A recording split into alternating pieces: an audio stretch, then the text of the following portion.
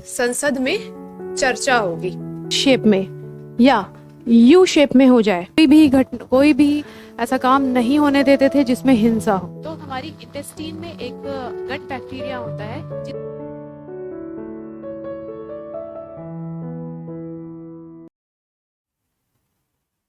Hello students, welcome in right direction academy. UPSI 1000 series में आज हम 13/12/2017 में आए हुए फर्स्ट शिफ्ट के क्वेश्चन सॉल्व करेंगे। ये देखते हैं क्वेश्चन। पहला क्वेश्चन है, भारत सरकार के द्वारा शुरू की गई गंगा नदी को साफ करने की परियोजना कौन सी है? पोलावरम प्रोजेक्ट, गंगा मंथन, नमामि गंगे, कला पसर योजना या प्रोजेक्ट। तो आपने देखा होगा 2014 में एक नमामि गंगे काफ़ी चर्चा में थी। इसकी खास बातें क्या हैं? इसका आंसर होगा नमामि गंगे। इसकी खास बातें क्या हैं जानने वाली, जो आपको जानना चाहिए?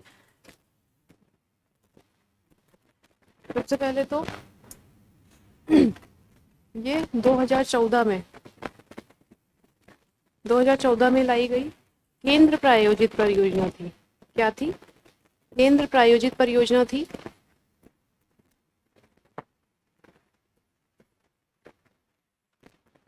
केंद्र प्रायोजित परियोजना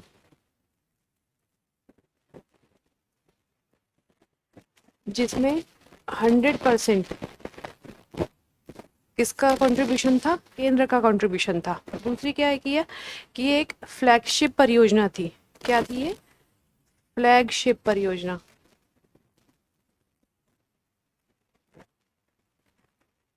फ्लैगशिप परियोजना का मतलब क्या होता है कि इसके अंतर्गत बहुत सारी परियोजनाएं चल रही थी, जैसे कि उनको संरक्षण करना, उनकी सफाई करना, है ना, उनको और ज़्यादा अच्छा बनाना, पर्यटन के लिए, आगे के लिए और फ्रूटफुल बनाना, है ना। तो ये एक फ्लैगशिप परियोजना थी, केंद्र प्रायोजित परियोजना थी और 100% केंद्र के द्वारा अनुमोदित परियोजना थी। चलिए चलते हैं नेक्स्ट क्वेश्चन में। भारतीय दंड संहिता का समुद्र में क्षेत्राधिकार तक फैला हुआ है।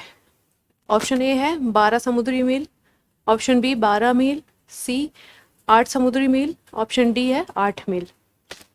सबसे पहले तो अगर समुद्र में हम मेजरमेंट करते हैं, लंबाई मापते हैं, तो वो किसमें होती है? समुद्री मील में होती है। तो आपके बी और डी ऑप्शन तो ऐसे ही खत्म हो गए। तो आप देख लेते हैं कि है क्या। जैसे कि ये भारत है, यहाँ समुद्र है, यहाँ समुद्र है ना। इसमें 3 समुद्री मील की लंबाई आपको पता होनी चाहिए। सबसे पहली कौन सी है? 12 समुद्री मील। पहली कौन सी है? 12 समुद्री मील। दूसरी कौन सी है? 24 समुद्री मील। और तीसरी कौन सी है? 200 समुद्री मील। तो 12 समुद्री मील जो है ये पूरी तरह से भारत के अंतर्गत आएगा, भारत के क्षेत्राधिकार में आएगा। यहाँ पर भारतीय दंड संहिता कानून भी लागू होगा। इसमें अगर किसी दूसरी कंट्री की शिप या बोट यहाँ आएगी तो उसको पूर्व अनुमति लेनी पड़ेगी। किससे? भारत से। ठीक है, यहाँ पे ये समझ लीजिए कि ये भारत का ही क्षेत्र है 12 नॉटिकल तक।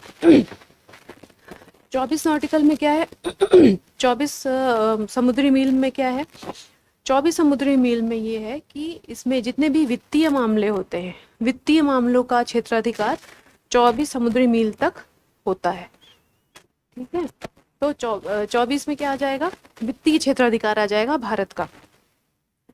फिर 200 समुद्री मील या 200 नॉटिकल मील, इसमें क्या आता है? सबके अधिकार होते हैं यहाँ पे। वैज्ञानिक, स्पेशली वैज्ञानिक अनुसंधान से जुड़ा हुआ यहाँ हम अनुसंधान कर सकते हैं। वैज्ञानिक अनुसंधान के लिए ये फ्री जोन होता है। मतलब यहाँ पे किसी दूसरी कंट्री के लोग भी आकर वैज्ञानिक अनुसंधान या शोध कर सकते हैं।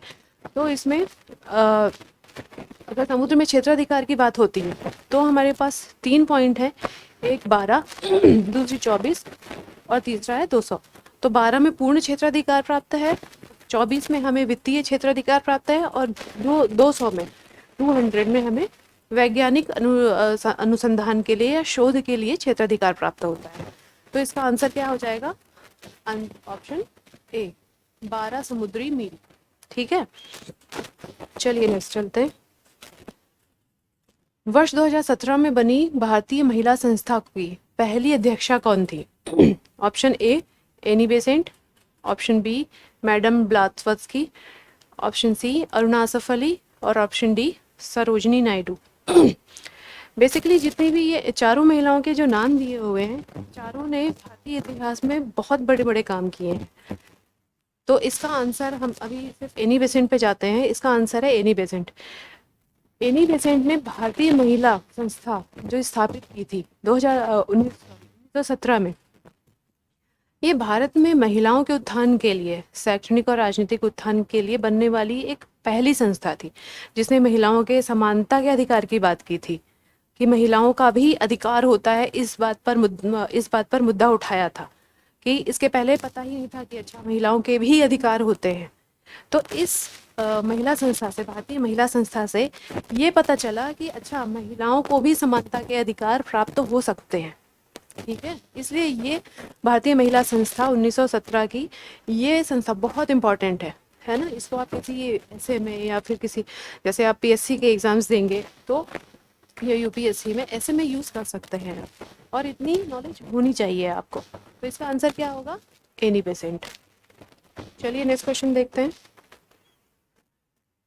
एक विशिष्ट वर्ग कमांडो बल है जो कि आतंकवाद का मुकाबला करने के लिए एक विशेष इकाई है, जिसे मुंबई महानगरीय क्षेत्र की रक्षा करने के लिए राष्ट्रीय सुरक्षा गार्ड की तर्ज पर महाराष्ट्र सरकार के द्वारा गठित किया गया था।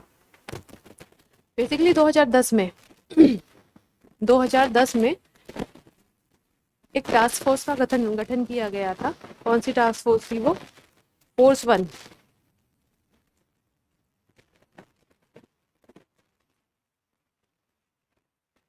इसका काम क्या था? आतंकवाद के विरुद्ध लड़ाई, क्योंकि मुंबई में आतंकवाद का समय काफी हमला हुआ, आतंकवाद गए थे। तो 2010 में, सॉरी ये 2014 लिख दिया मैंने, ये 2010 में फोर्स 1 का गठन किया गया था। किसे? आतंकवाद से लड़ने के लिए। ठीक है, मुंबई महानगर की रक्षा के लिए।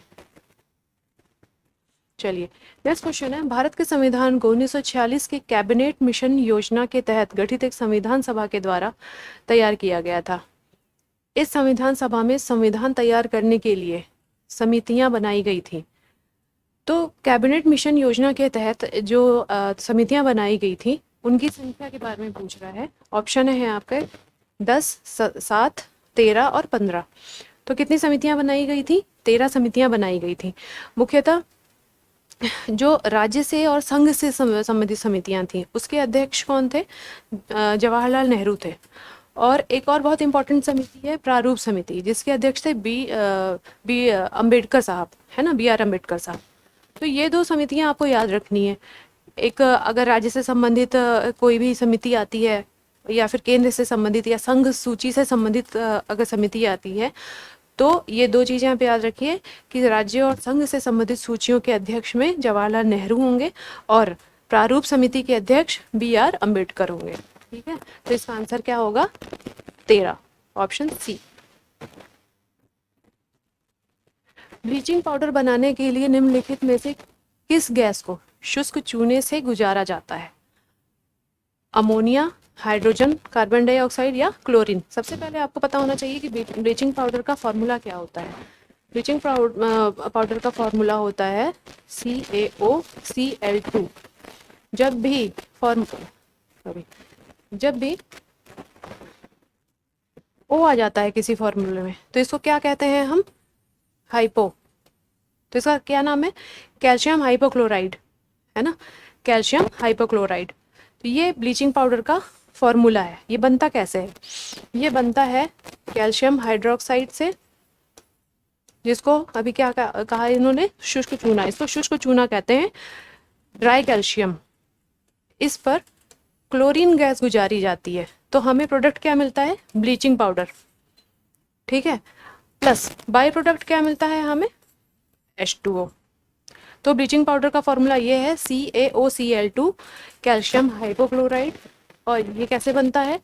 कैल्शियम हाइड्रोक्साइड से अगर क्लोरीन गैस गुजारी जाती है तो हमें क्या प्राप्त होता है? Bleaching powder. ठीक है, ब्लीचिंग पाउडर का यूज़ किस में किया जाता है? किसी भी चीज़ को ब्लीच करने के लिए किया जाता है। चलिए नेक्स्ट क्वेश्चन देखते हैं।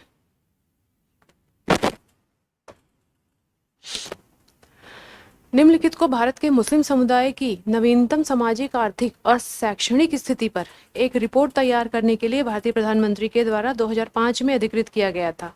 ऑप्शन ए है नरसिंहन समिति, मुदगल समिति, मल्होत्रा समिति। ऑप्शन डी है सचर समिति। 2005 में प्रधानमंत्री की अध्यक्षता में प्रधानमंत्री के द्वारा सच्चर समिति का गठन किया गया था। क्यों गठन किया गया था? कि मुस्लिम की शैक्षणिक, सामाजिक और राजनीतिक स्थिति के बारे में पता करने के लिए। इस समिति का मेन काम क्या था सच्चर समिति का? कि इन्होंने बताया, सच्चर कमेटी ने, सच्चर की एक्चुअली इनका ये सच्चर इसके अध्यक्ष थे, इनका नाम सच्चर कमेटी के नाम पर पड़ गया।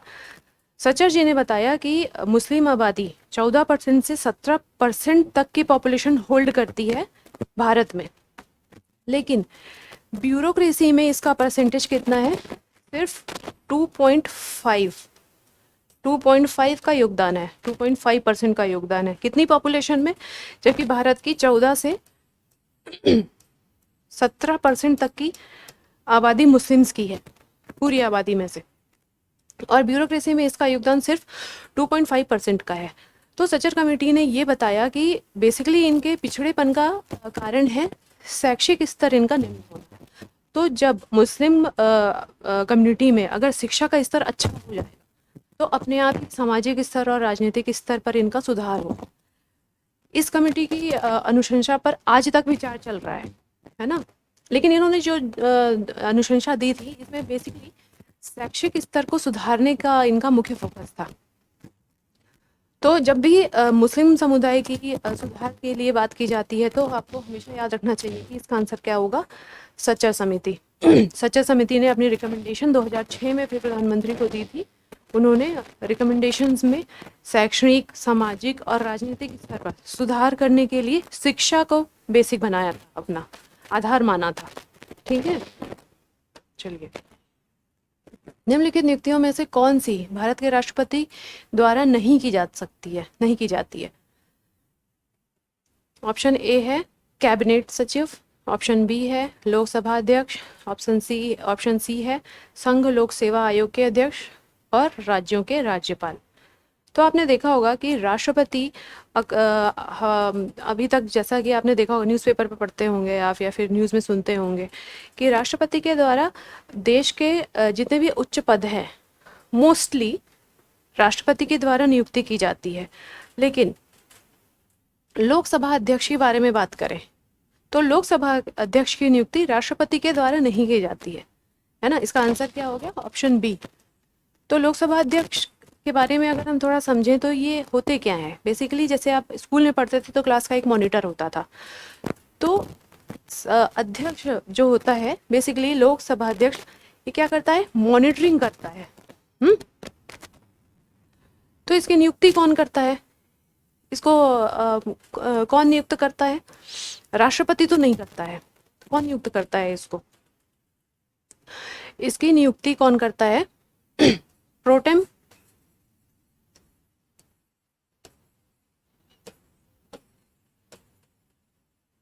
स्पीकर के द्वारा की जाती है। इसका निर्वाचन कौन करता है? प्रोटेम स्पीकर करता है। राष्ट्रपति का काम इसमें लोकसभा अध्यक्ष के मामले में ये है कि ये तिथि का निर्धारण करता है। क्या करता है राष्ट्रपति?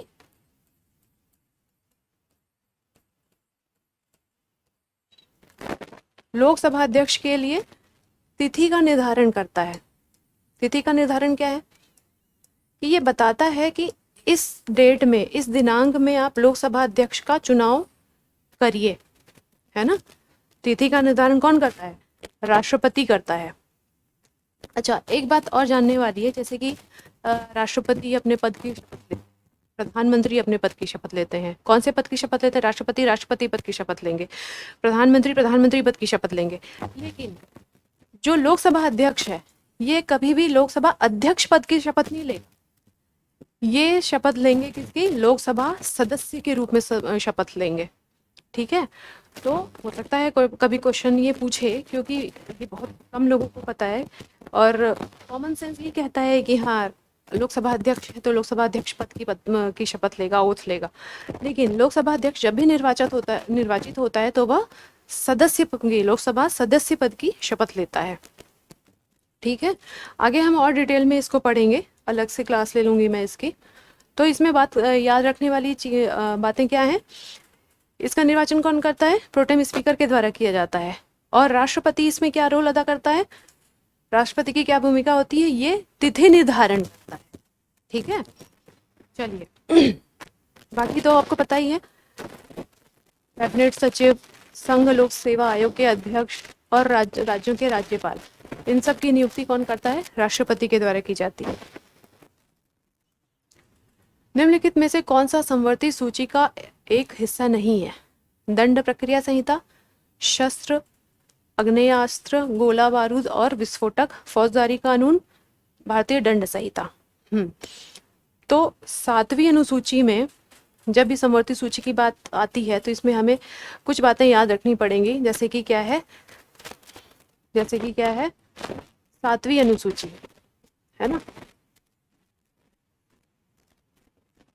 7वीं अनुसूची,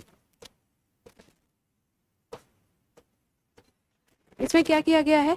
केंद्र और राज्यों की शक्तियों का बंटवारा किया गया है। इसमें 3 सूचियों में किया गया है। पहली कौन सी है? संघ सूची, दूसरी है राज्य सूची, और तीसरी कौन सी है? समवर्ती सूची। ठीक है, संघ सूची में कितने सब्जेक्ट्स हैं? इसमें 100 विषय हैं, 100 सब्जेक्ट हैं। राज्य सूची में पहले 66 थे और अब कितने हो गए हैं?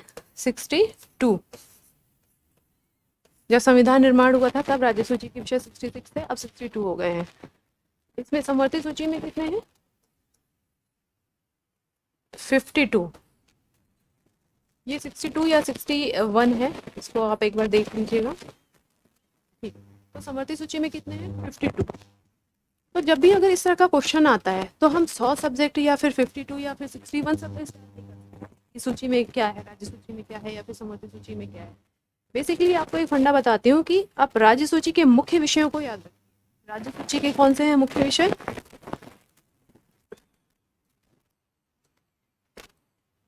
राज्य सूची के विषय में मोटी मोटी इस समय क्या चल रहा है देखिए, स्वास्थ्य, कोरोना का टाइम चल रहा है तो स्वास्थ्य सबसे पहला जो इम्पोर्टेंट सब्जेक्ट है राज्य सूची का, वो है स्वास्थ्य। दूसरा सब्जेक्ट है कृषि का। तीसरा है पुलिस, जो पुलिसिंग व्यवस्था है ये किसका सब्जेक्ट है? राज्य का सब्जेक्ट है। चौथा है भूमि। ठीक है, पांचवा क्या है?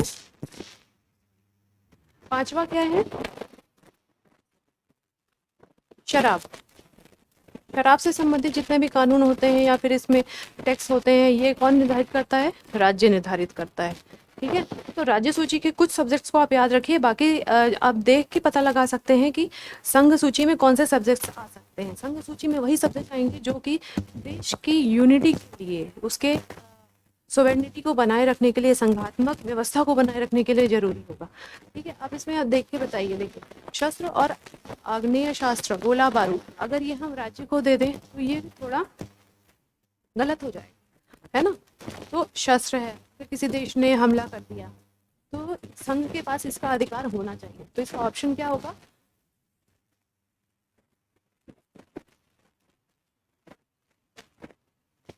इसका आंसर क्या होगा? समवर्ती सूची का विषय हिस्सा नहीं है ये शस्त्र, और ये किसका विषय है? संघ का है ये। ठीक है, ये संघ का सब्जेक्ट। ठीक है, तो राज्य सूची के कौन से सब्जेक्ट होते हैं? राज्य सूची के विषय कौन से हैं? स्वास्थ्य है, कृषि है, पुलिस है, भूमि है, शराब है। ये मुख्यतः राज्य सूची के विषय है। ठीक है, चलिए, किम्बरले सोने की खदानें कौन से महाद्वीप में स्थित है? किम्बरले बेसिकली हीरे खदानों के लिए जाना जाता है, जो कि अफ्रीका में स्थित है ना। और सोने के लिए कौन सा जाना जाता है? सोने के लिए कौन सा जाना जाता है? जोहान्सबर्ग। जोहान्सबर्ग ये कहाँ अवस्थित है? ये भी अफ्रीका में ही अवस्थित है। तो इसका आंसर क्या हो जाएगा? अफ्रीका। चलिए फ्रेंड्स, आज इतने ही क्वेश्चंस करते हैं। क्लासेस में काफ़ी गैप आ गया क्योंकि मेरी तबीयत ठीक नहीं थी, बट अब रेगुलर क्लासेस होंगी। हम कोशिश करेंगे कि हम ज़्यादा से ज़्यादा क्वेश्चंस को कवर कर सकें, लेकिन इसके लिए ज़रूरी ये है कि आप चैनल को ज़्यादा से ज़्यादा सब्सक्राइब करें, शेयर करें, कमेंट करें, लाइक करें। Thank you.